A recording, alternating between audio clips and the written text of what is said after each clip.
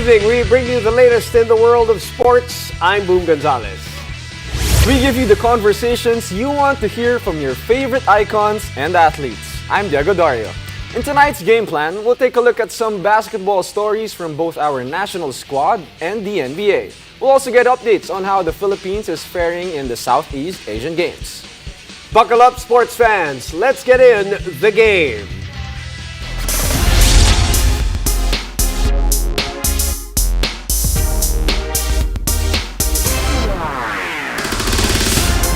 It was a great day for Pinoy fans as Gilas Pilipinas started their SEA Games campaign with a dominant 45-point victory over the Malaysian Nationals. And joining us to talk about that win and the rest of the tournament is basketball analyst, our good friend, Coach Mark Molina. Welcome back to the Hi, show, Coach. Thanks, guys. Comfortable win, a nice tune-up match for us. No disrespect, of course, to Malaysia. But despite the training problems that we encountered and some of the controversies that were out there, this is a good start for us. Absolutely. I mean, when you're playing an inferior opponent, that's what you want to do. And Coach Chot Reyes spread out the minutes because you're going to need guys like Brownlee, Stan Hardinger to play more minutes against the bigger teams like Cambodia and Indonesia. So I think Brownlee only played 15 minutes in that game. Nobody really played a lot. I think the kids played more. Michael Phillips, Lastimosa, Amos, and they all delivered. They all played well. Yeah, and Brownlee probably only made his points towards the end when he started shooting. So a lot of the younger generation of hoopers, as Coach Mark mentioned, are getting a lot of international experience. Yung mga nakakalaban mo pa to, Coach, sa UAAP, of course, guys like Jerome Lastimosa, Mike Phillips, Mason Amos, who has not played in the UAP but already got international experience, Coach. How important is this for their young careers moving forward also? It is very important for the program to constantly have fresh blood into the national team and playing in a big event like the SEA Games against good opposition. And this should be a theme, and this is something that Coach Chot loves to do as well. Put in some young blood, and they show they can ball. I mean, Michael Phillips had 15 rebounds. Very efficient too in that game. So he shows that he can be a performer. He's a role player, but excellent motor, maybe the top defensive player in college basketball right now, and he got a chance to play. Amos, of course, you mentioned him. He has played FIBA qualifying tournaments for us, and I think he's going to be a big part of the future of Gilas because he does one thing very well, and that's shoot the basketball. He's 6'8", he shoots the ball. We don't really have, in the past few editions of Gilas, after the retirement of Ranidel de Ocampo, a consistent stretch four. Maybe that becomes Mason Amos in the future. And then, of course, you mentioned Jerome as well. And in the Philippines, we always have great point guards. And I think Jerome's headed in that direction for Gilas. He's smooth. And if you look at the lineup of Gilas right now, they have Chris Ross, they have Newsome as their veteran point guards. They're not really shooters. So I think Jerome fills in a need because he's a point guard who can shoot from the outside, who can score. I think a little bit more than Chris and the two Chris's, Ross and Newsome. Right. Jerome always acts like he's been there before. No, he always plays like he's been there in stages like that. Excuse me, before. Okay, now we don't want to be deceived also by that game. As you know, it's an inferior, as you mentioned, an inferior opponent. So what are we looking at, especially knowing that we're going up against the hosts and some naturalized players also, because that's going to be a completely different game. Well, I hope we got some info on these naturalized players that they have, because of course scouting will always be a premium here, and we should know the way how these players play. But you would expect Coach Chot he will probably lean more on his veterans against Cambodia, against Indonesia. So expect CJ Perez. Of course, Justin Brownlee should be the main man. He'll probably be playing a lot of power forward in this lineup. But I think our centers are pretty strong. We have BGR, who I think is fantastic on the defensive end, high motor as well. And then you have Stan Hardinger and Phillips. I think we're very set in that regard. We can match up with anyone in terms of size and athleticism in the bigs position. But we would need shooting for sure. So we will need some contributions, of course, from Lassiter. And hopefully, Calvin Oftana will be well enough to play tomorrow, and guys like Arvin Tolentino as well. Right. Because you need to hit the free ball in the international play. Well, individually, Coach Chot said that they know how these players play, but in terms of team play, they only have one game of film when they beat Singapore, talking about Cambodia, Coach. Yeah. But let's talk about, the general landscape of the Southeast Asian region when it comes to basketball. Usually, the Philippines would usually cruise over the competition. But how has the landscape evolved throughout the years, It's Coach? very different now, especially in this edition of the SEA Games. Right. We saw it in 3x3. Cambodia, 3 out of 4 players naturalized. Correct. And it's allowed. And this is not a FIBA tournament where Correct. only one naturalized player is allowed. Cambodia is going to have a handful in the 5-on-5 game. So will Indonesia. Indonesia, I think, had one in Hanoi last year when we lost to them. They will have 3 Right. this year. Nadagdagan pa. Nadagdagan pa. So they will definitely be better. So it's different. Before, we could send the college kids and we can win the SEA Games Right. with our eyes closed, but it's different now. But I think this version of Gilas is much better than the one we had last course. year, specifically because we have a naturalized player this time around. We didn't have one last year. Now we have not just anybody, but it's Justin Brownlee. And then a good selection of, as I mentioned, I think I'm very comfortable with the bigs that we have here Yeah. because they're athletic. They can switch on ball screens. They can play zone with these guys. And even our guards are very tough on the defensive end with Chris Newsome and Chris Ross. And that's why, to me, we just need to make enough threes. To me, that could be the problem. Maybe we lack shooting.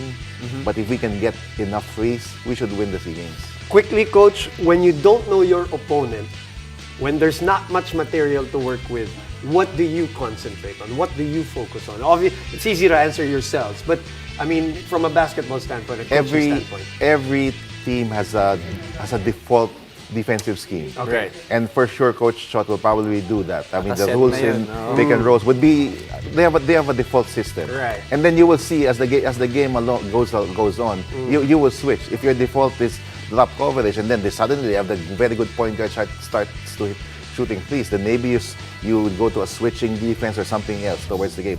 But I'm sure they have a default system, and usually it's a conservative one that the coaches will use if they don't know the opposition. Correct. And these are PBA players. Right. Yeah. So I think they have the ability to adjust on the fly, during the game, during timeouts, and during the halftime situation. Well, Coach Mark, we'll still have you. We'll talk about the NBA because we'll shift to the NBA playoffs after the break. We'll talk about another triple-double performance from the Joker and more. Stay tuned. You're watching The Game.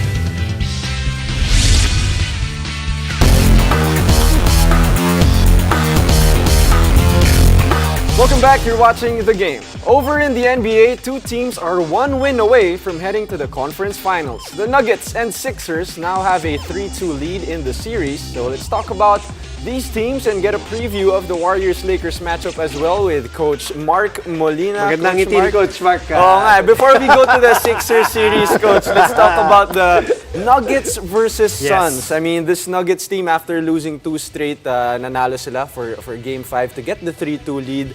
I mean, the bench was amazing. Lumalabas na yung depth ng Nuggets, Coach. Is that their biggest strength for this series? Before you answer that question, the last time we were here, the first question was, is this series over? Remember 2-0? Hindi niya sinagot. Right. Hindi, kaya alam niya eh. Kaya that's why he's back here. But anyway, is the bench the secret as Diego was asking? For sure. I mean, Coach Monty Williams went to his bench in the 2 games in Phoenix, and they delivered. Yeah. Right. Shamet was Shamet, fantastic yes, right. in Game 4. And guys like Warren and Ross, they also may contributed because they didn't play in Games 1 and 2. Right. But role players usually have a harder time contributing on the road. On the road. And this happened, we saw it today. Shamet, I don't think he scored. I think, 1 point? points, Two right, or something like yeah, that. yeah. After a career game in game number 4. Got into it with Jamal Murray a little bit. Might have affected him too, That's right. defending And Jamal. then so Game 5 comes, and guess who produces? It's Bruce Brown who 25 took points over today off with the the bench. 25 points. Of course, Jokic is there. He is the constant. He has dominated this series, and in fact, all 5 games, even the 2 losses, he has played well. And Denver has stayed with Phoenix in all of those games. Now, Phoenix, the only way they can push this into Game 7 and possibly win Game 7 is they need to provide help to the 2 guys, Durant and Booker. These 2, I think, hands down already the best duo in the NBA. But it's 5-on-5. Oh, not hindi two- not pwedeng, 2-on-2. hindi pwedeng your turn, my turn basketball Exactly, ang mangyayari. Yeah, Jokic, over 300 points and over 100 assists already Wow. in the series. Amazing. Incredible. Okay, before we move on to your favorite topic, will this be a 7-game series, do you think? I think Phoenix has enough to Okay. extend this Okay. to 7 games. Now, if they can win a 7th game, it will take a monumental performance from Durant and Booker Right. to win a Game 7 again. Well, actually, Coach, you mentioned na the Suns will have a chance if Durant and Booker, go crazy, combine for 60 points. That's what they did in the wins. Yeah, Yeah, they exactly. did that. Now, Game 7 is something you don't want for the Sixers Celtics. You want this to be over in the next game. But what are they doing right, especially on the road for the Sixers in this Celtics series? If you look at the 5 games of this series, whoever had the team that has the better start has won this game because the one who takes an early lead Has been takes able control of the momentum of the game, and that's very important with this series because the Sixers cannot match the pace of the Celtics. Right. When they're moving the ball, they're hitting threes, their transition is terrific. The Sixers, if there's a weakness in their defense, it's their transition defense. But when they are leading, when they're able to slow it down a bit, and when they're able to get it to the 2-man game, Embiid, Harden, and that's the score of the games today, I think Celtics only scored like 101, 103 points. It becomes to the advantage of the Sixers. So it's really a matter of pace between these 2 teams. One team wants to play super fast, the other one wants to slow it down and get it to the MVP. Right. So in Game 5, the Sixers were able to do it. They need to do that again in Philly. This is absolutely not a sure thing for the Sixers because the Celtics, when they make their outside shots, Right. they are the best team in the NBA. And by the way, that's what the Boston Celtics did last year. They won on the road against Milwaukee in Game 6 to Yes. take it to Game 7 back in Boston to win that series. And Coach, you mentioned the James Harden and Joel Embiid duo. It's been working for them. I mean, they've been, giving each other the ball, giving each other the possessions, and it's been working. James Harden, 2 clutch shots in this series.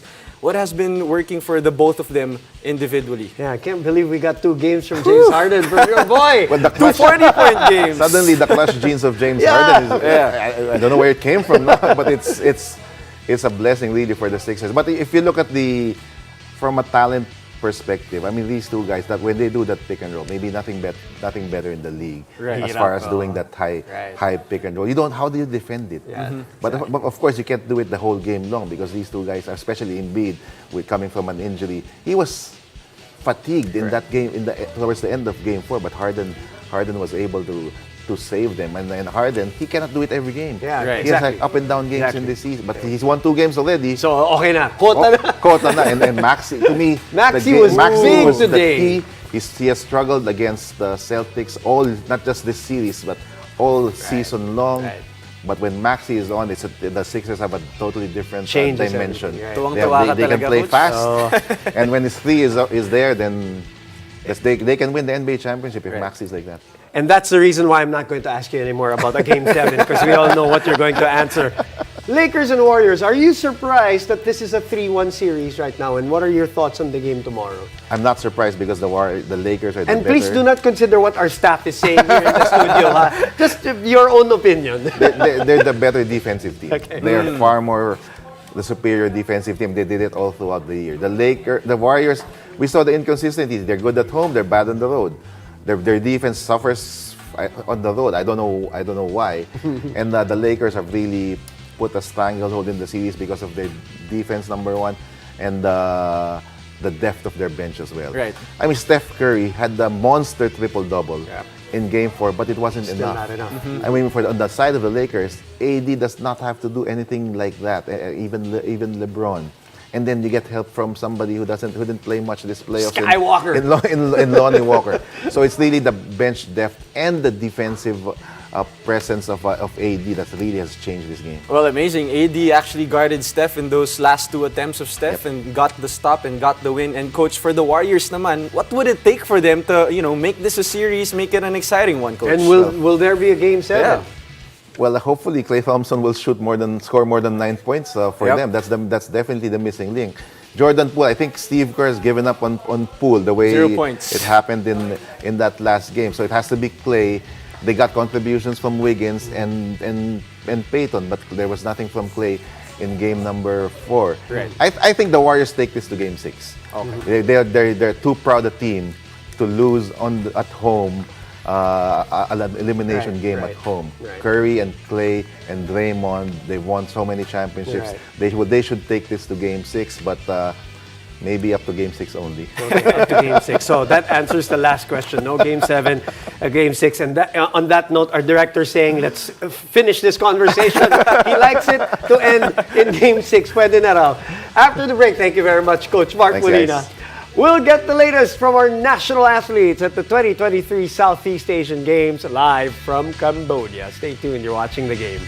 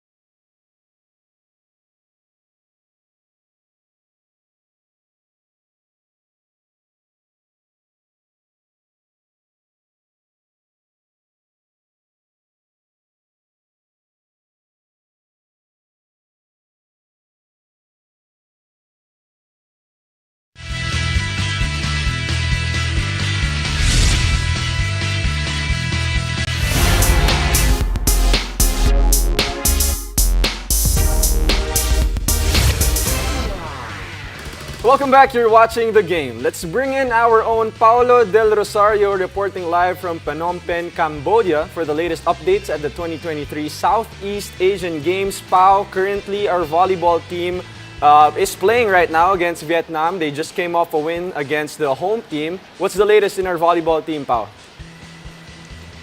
Well, Diego, it's not looking very good for our volleyball team, especially here in the third frame. The Philippines is still trying to play catch-up, and they are already down 2-0. Remember, Vietnam are perennial contenders and should be considered as one of the toughest opponents the Philippines could go against. So unless something changes quickly, Team Philippines looks like it's headed to its first loss here in Cambodia. But let's see how it all plays out. Diego? Yeah, that's unfortunate to hear, but yes, it's not yet over. We met them last in the AVC here in the Philippines, Right. where we pushed them in that third set. I think 31-29 was the last set. So hopefully we can do that and extend this one. But it's a great day, Paolo, for my tennis heart, as it's a great day for the soft tennis teams for the Philippines. Please give us a recap and tell us how it all went down today. Well, Boom, I knew you were going to mention that. I knew you have a soft spot for tennis, but even softer one for soft tennis. You take a look at what happened today, and it was a lot of historical golds here for the Philippines. John Arcilla had the first gold for the men's, and of course, Princess Katindig in the single round also secured the first ever SEA Games gold for the women's soft tennis team event. Now, there's a lot more with regards to that. The women's doubles and men's singles and the women's team all have golds, and the silver for women's single as well. So let's see whether or not this starts a bit of a renaissance of soft tennis over back in the Philippines. Boom. And Pao, let's move on to basketball. Our Gilas Pilipinas women, a dominant win for them. What can you tell us about this game? Well, Diego, they started talking about Cambodia with 4 naturalized players in their starting lineup. And after just going up by around 2 points near the end of the first quarter, Gilas Pilipinas women start to take control. Ella Fajardo and Jack Animam were great in terms of scoring and were dominant throughout the game. It ended up to be a 60-point win for the Gilas Pilipinas women, 114-54. And they're going to hope that is a sign of good things in the bid to end with a three-peat gold in the Southeast Asian Games. Jegs. Well, that's great news. And Pao Del Rosario, thank you so much for your work out there and for your reports. And that's it for tonight. Thank you for joining us. I'm Diego Dario. And I'm Boom Gonzalez, and this has been The Game.